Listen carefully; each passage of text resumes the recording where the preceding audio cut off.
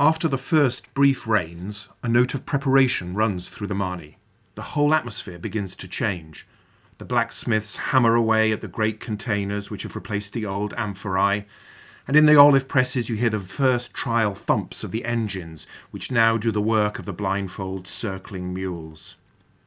But the autumn sky has returned to its summer emptiness. Will God rain on us? The question goes up.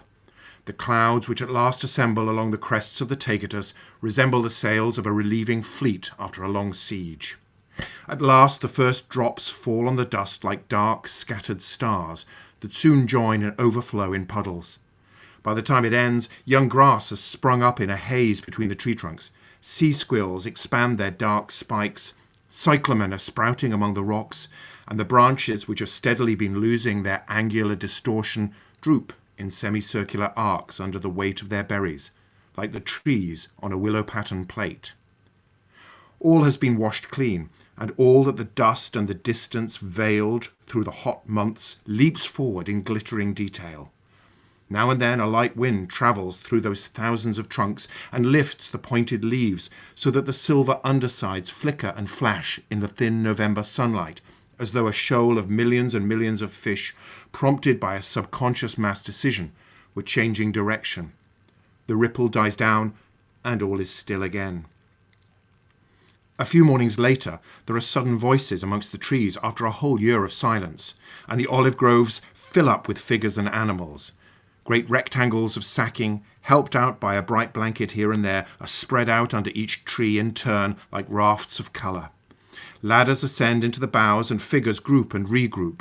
Men shout from the branches, and the women, standing about or sitting in a ring below, beat the lopped and fallen twigs with sticks.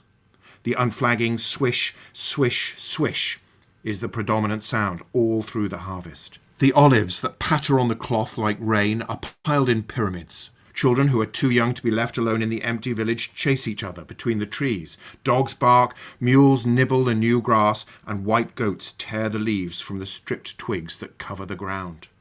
The women wear their oldest clothes. They are patched again and again, and except for dark pleats and folds that retain their earliest colours, have been faded by the sun and bleached by 100 washings to pale, harmonious hues. Similar groups are assembled in the great level groves. They are scattered on the ascending ledges of terrace that climb until the last trees disperse among the high rocks like puffs of gunfire. The groups, the colours, especially those on the ledges of the perpendicular mountainside, compose themselves like the biblical scenes frescoed on church walls, almost, with the seated and standing figures, the waiting animals, and the criss-cross of ladders, into crucifixions infinitely reproduced, except that all is cheerful here. Then men, plying their small curved saws at the top of the ladders, engage the women beside and beneath them in banter. Flocks of girls perch invisibly in cages of leaves. Their songs drift charmingly along the groves.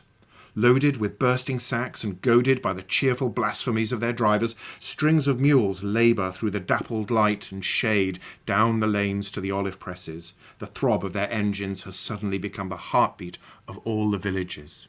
Everything gathers here. Animals stamp and neigh and collide and rear. Swift hands disentangle them. Strong backs are bent double under the sacks. Greetings are shouted and gossip has to be exchanged in voices of thunder to overcome the din of the engine and the roar of the great turning stones.